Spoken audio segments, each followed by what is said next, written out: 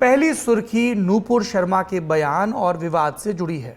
पैगंबर मोहम्मद पर की गई विवादित टिप्पणी को लेकर अब आतंकवादी संगठन अलकायदा ने भारत में आत्मघाती हमले की धमकी दी है। अलकायदा ने चिट्ठी जारी करते हुए कहा कि वह गुजरात, यूपी, बॉम्बे और दिल्ली में आत्मघाती हमले करने के लिए तैयार है। इस धमकी भरे बयान में अलकायदा ने यह भी कहा कि वह ना तो अपने घरों में और ना ही अपनी गढ़वाली सेना की छावनियों में शरण पाएंगे। चिट्ठी में आगे लिखा कि हम उन लोगों को मार देंगे जो हमारे पैगंबर का अपमान करते हैं और हम अपने शरीर और हमारे बच्चों के शरीर के साथ विस्फोटक बांधेंगे। अंग्रेजी में लिखी इस चिट्ठी की हर लाइन में धमकाने वाली भाषा का इस्तेमाल किया गया है। इसके अलावा एक वीडियो भी सामने आया है जिसमें भारतीय मुसलमानों को पैगंबर के अपमान का बदला लेने के लिए उकसाया जा रहा है। इस्लामिक ट्रांसलेशन सेंटर नाम के ग्रुप ने यह वीडियो रिलीज किया है। सुरक्षा एजेंसियों के सूत्रों के मुताबिक ये कोई नया प्रो अलकायदा ग्रुप है। वीडियो में शार्ली हेब्दो की घटना को याद दिलाते हुए नूपुर शर्मा को जान से मारने की धमकी दी जा रही है। नूपुर शर्मा को पहले भी जान से मारने की धमकियां मिल चुकी हैं, जिसके बाद उन्होंने पुलिस में शिकायत दर्ज कराई थी और दिल्ली पुलिस ने उन्हें सुरक्षा भी मुहैया कराई। बीजेपी उन्हें पहले ही पार्टी से निलंबित कर चुकी है। अब all India Muslim personal law board, उसकी भी रिएक्शन आई। उन्होंने नूपुर शर्मा की गिरफ्तारी की मांग की है। उनके खिलाफ धार्मिक भावनाएं आहत कराने के 2 मामले भी दर्ज हुए हैं। 22 जून को मुंबई पुलिस के सामने नूपुर को पेश होना है। दूसरी सुर्खी भी उनके बयान से ही संबंधित है।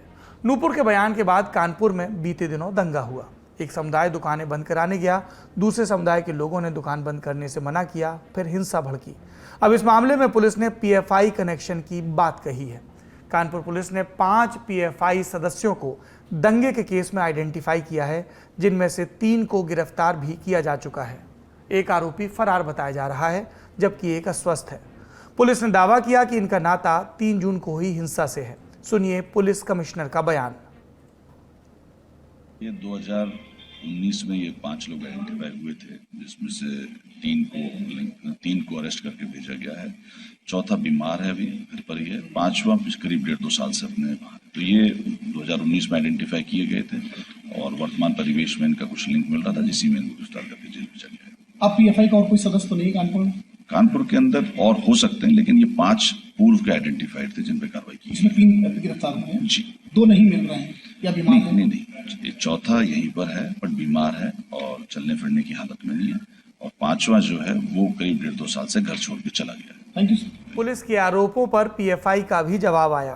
पीएफआई के महासचिव अनीस अहमद ने दावा किया कि इसका कनेक्शन कानपुर हिंसा से नहीं है, क्योंकि पीएफआई की यूपी में कोई ब्रांच ही नहीं है। तीसरी सुर्खी, ये आपकी जेब से जुड़ी है, क्योंकि आपके घर और कार जैसे लोन की ईएमआई बढ़ सकती है। 50 बेसिस पॉइंट की बढ़ोतरी के साथ रेपो रेट 4.40 से अब 4.90 हो गया।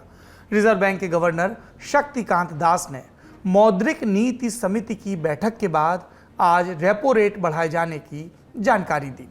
आरबीआई की तरफ से लगातार दूसरे महीने रेपो रेट में बढ़ोतरी की गई है। रेपो रेट वो दर होती है जिस पर आपके बैंक रिजर्व बैंक से कर्ज लेते हैं। चूंकि अब रेपो रेट बढ़ गई है तो बैंकों को ज़्यादा ब्याज चुकाना होगा और इसीलिए वो आपको दिए कर्ज पर भी ज़्यादा पैसा वसूलेंगे। इसीलिए कर्ज की किस्त यानी कि ईएमआई आपको अब पहले की तुलना में महंगी पड़ेगी। पर एक फ़ायदा भी है। आरबीआई के इस कदम से अगर ईएमआई बढ़ सकती है तो बैंक में जमा पैसे पर मिलने वाले ब्याज की रकम भी बढ़ सकती है। यहाँ एक बात समझने वाली है, ईएमआई तो बढ़कर रहेगी, आपकी जमा रकम पर ब्याज बढ़ सकता है, संभावना है। आरबीआई द्वारा रेपो रेट बढ़ाने के पीछे बढ़ती महंगाई बताई गई। महंगाई को कंट्रोल करने के लिए ये कदम उठाया गया। इसे एक तरह से नकदी समेटना भी कहते हैं। कहा जा रहा है कि ब्याज दर ज़्यादा होगी तो लोन कम लिए जाएंगे, लोन कम लिए जाएंगे तो पैसा हाथ में कम होगा, खर्च भी कम किया जाएगा, डिमांड और सप्लाई बराबर रहेगी। दरअसल बैंक चाहता है कि महंगाई 4% के आसपास रहे, ऊपर नीचे हो भी तो 2% से कम ना हो और 8% से ज़्यादा ना हो। बावजूद इसके बीते महीनों में महंगाई लगातार 6% के पार रही। फिलवक्त खुदरा महंगाई दर 8% के आसपास चल रही है। सांख्यिकी मंत्रालय द्वारा जारी किए गए आंकड़े के मुताबिक अप्रैल 2022 में खुदरा महंगाई दर 7.79% रही, जो कि बीते 18 महीनों का सर्वोच्च पॉइंट था। थोक महंगाई दर तो 25 साल के रिकॉर्ड स्तर पर पहुंच गई है और ये 14% को पार कर चुकी है। इसी सिलसिले में आरबीआई लगातार 2 बार रेपो रेट बढ़ाकर कोशिश कर रहा है। अगर इस पर भी कंट्रोल नहीं हुआ तो बार बार रेपो रेट बढ़ाने से मंदी का भी खतरा हो सकता है। चौथी सुर्खी, केंद्र सरकार ने 17 खरीफ फसलों के लिए न्यूनतम समर्थन मूल्य यानी मिनिमम सपोर्ट प्राइस एमएसपी को बढ़ाने की मंजूरी दे दी है। केंद्रीय कैबिनेट ने 2022-23 के फसल वर्ष के लिए धान की एमएसपी को 100 रुपये बढ़ाकर 2040 रुपये प्रति क्विंटल कर दिया है। इसी तरह बाजरे पर 100 रुपये, मक्के पर 92 रुपये, उड़द पर 300 रुपये, मूंगफली पर 300 रुपये और तिल पर 523 रुपये प्रति क्विंटल बढ़ाया गया एमएसपी। इसे खरीफ की फसल के संदर्भ में किसानों के लिए राहत भरा फैसला माना जा रहा है। खरीफ की फसल ये उन फसलों को कहा जाता है जिनकी बुआई भारत में जून जुलाई के महीने में होती है, चौमासा शुरू होते वक्त, और कटाई अक्टूबर में की जाती है, क्योंकि उसके बाद फिर गेहूं का सीजन शुरू होता है। दूसरी फसल इसमें क्या आता है? धान, मक्का, ज्वार, बाजरा, मूंग और कपास जैसी फसलें। इसके अलावा सरकार जल्द ही व्यापारियों को भी लगभग 1.2 मिलियन टन गेहूं बाहर भेजने की अनुमति देने पर विचार कर सकती है। आप कहेंगे ये एमएसपी से इस पर आ गए। दरअसल दोनों खबरें कृषि क्षेत्र से जुड़ी हैं। एक एमएसपी बढ़ाने को लेकर है और दूसरी रियायत देने को लेकर है। न्यूज एजेंसी रॉयटर्स के मुताबिक पिछले महीने गेहूं के निर्यात पर अचानक प्रतिबंध के बाद से कई बंदरगाहों पर गेहूं की खेप फंस गई थी। अब इन्हें रवाना किया जा सकता है। पांचवी सुर्खी उत्तर प्रदेश विधान परिषद चुनाव से जुड़ी है। बीजेपी ने अपने 9 एमएलसी प्रत्याशियों की लिस्ट जारी कर दी। इसमें केशव प्रसाद मौर्य, चौधरी भूपेंद्र सिंह, दयाशंकर दयालु जैसे वो सारे नाम हैं जो योगी आदित्यनाथ की मंत्रिपरिषद का हिस्सा बने हैं। हम जानते हैं ये नियम है, मंत्री बनने के दौरान या उसके बाद 6 महीने के भीतर सदन का, किसी भी एक सदन का उत्तर प्रदेश के संदर्भ में हिस्सा बन जाना चाहिए। बीजेपी की सूची में एक चौंकाने वाला नाम मुकेश शर्मा का है, जो फिलहाल बीजेपी में लखनऊ महानगर के अध्यक्ष हैं। जानकारों का कहना है रक्षा मंत्री राजनाथ सिंह से करीबी उनके काम आई। एक और बात पर लोगों ने ध्यान दिलाया कि इसमें मुलायम सिंह यादव की पुत्रवधू अपर्णा यादव का नाम नहीं है। अपर्णा विधानसभा चुनाव के पहले सपा का दामन छोड़कर भाजपा में आई थी, और जब आई थी तो जेपी नड्डा समेत तमाम बड़े नेताओं ने उन्हें पार्टी की सदस्यता दी थी। विधानसभा का टिकट नहीं मिला, चर्चा थी कि शायद एमएलसी बन जाए, पर फिलहाल बीजेपी वेट एंड वॉच के मूड में है। बीजेपी के अलावा समाजवादी पार्टी के भी 4 प्रत्याशियों का आज नामांकन हो गया। विधायकी का ये चुनाव हारे स्वामी प्रसाद मौर्य, इटावा के पुराने समाजवादी सोबरन यादव के बेटे मुकुल यादव, जिन्होंने करहल की सीट छोड़ी थी अखिलेश यादव के लिए। इन 2 का एमएलसी बनना तय है। इसके अलावा 2 मुस्लिम चेहरों को भी तरजीह दी गई, जैस्मिन अंसारी और शाहनवाज खान। कहा गया कि यहां पर आजम खान की चली और किसकी नहीं चली?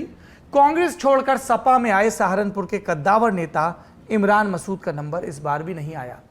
इमरान मसूद से जुड़े सूत्रों का कहना है कि अखिलेश यादव ने विधानसभा चुनाव से पहले उन्हें प्रॉमिस किया था कि चुनाव के बाद अगर सरकार बनी तो वो मंत्री पद की शपथ लेंगे, और सरकार नहीं बनी तो राज्यसभा या विधान परिषद जहां भी मौका लगेगा उन्हें भेजा जाएगा। पर दोनों ही चुनाव बीत गए, इमरान का नंबर नहीं आया। यूपी की बात करें तो यहां 13 सीटों पर 20 जून को चुनाव होना है। अगली सुर्खी, इसका संबंध सिद्धू मूसेवाला के हत्याकांड से है। आज उनके लिए अंतिम अरदास का आयोजन किया गया। इसके लिए मूसेवाला के परिवार के साथ हजारों प्रशंसक भी पहुंचे। इस मामले में एक और अपडेट आया। महाराष्ट्र पुलिस के मार्फत आज पुणे ग्रामीण जिले की पुलिस ने सूचना दी कि सिद्धेश हीरामन कांबले उर्फ सौरभ महाकाल को गिरफ्तार कर लिया गया है। सौरभ महाकाल को मकोका के एक पुराने केस के संदर्भ में गिरफ्तार किया गया है। मूसेवाला हत्याकांड में सौरभ महाकाल की भूमिका का अंदेशा होने के चलते पंजाब पुलिस को उसकी तलाश थी।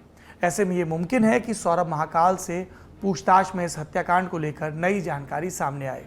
उधर दिल्ली पुलिस ने दावा किया है कि गैंगस्टर लॉरेंस बिश्नोई ही मूसेवाला हत्याकांड का असल मास्टरमाइंड है। इस मामले में एक बड़ा खुलासा यह भी हुआ कि पंजाब पुलिस गैंगस्टर गोल्डी बरार के खिलाफ रेड कॉर्नर नोटिस जारी करना चाहती थी। इस सिलसिले में सिंगर सिद्धू मूसेवाला की हत्या से 10 दिन पहले ही सीबीआई को एक प्रस्ताव भी भेज दिया गया था, लेकिन तब सीबीआई ने उस प्रस्ताव पर कोई एक्शन नहीं लिया और 10 दिन बाद ये खबर आई। और यहाँ पर एक बात और भी है कि किस तरह से जिम्मेदारियों को एक दूसरे पर डालने की कोशिश की जा रही है। अभी ये स्पष्ट नहीं है कि सीबीआई ने गोल्डी बराड़ के खिलाफ रेड कॉर्नर नोटिस जारी क्यों नहीं किया, उनकी वजह क्या है। आखिरी सुर्खी क्रिकेट जगत से। लंबे वक्त तक महिला क्रिकेट टीम की कप्तान रही हमारे देश की शान मिताली राज ने आज क्रिकेट के हर फॉर्मेट से संन्यास का ऐलान किया। वो आखिरी बार न्यूजीलैंड में खेले गए वनडे वर्ल्ड कप का हिस्सा बनी थी। उनकी कप्तानी में टीम सेमीफाइनल से पहले ही बाहर हो गई थी। मिताली राज ने 26 जून 1999 को इंटरनेशनल क्रिकेट में डेब्यू किया। इस दौरान उन्होंने 12 टेस्ट, 232 वनडे और 89 T20 मैच खेले इंटरनेशनल। तीनों फॉर्मेट को मिलाएं तो 10,000 से भी ज़्यादा रन बनाए। उन्होंने रिटायरमेंट का ऐलान करते हुए एक इमोशनल लेटर अपने सोशल मीडिया अकाउंट पर शेयर किया, जिसमें कहा कि उनके जीवन के पिछले 23 वर्ष सबसे ज़्यादा चुनौतीपूर्ण और आनंददायक रहे हैं।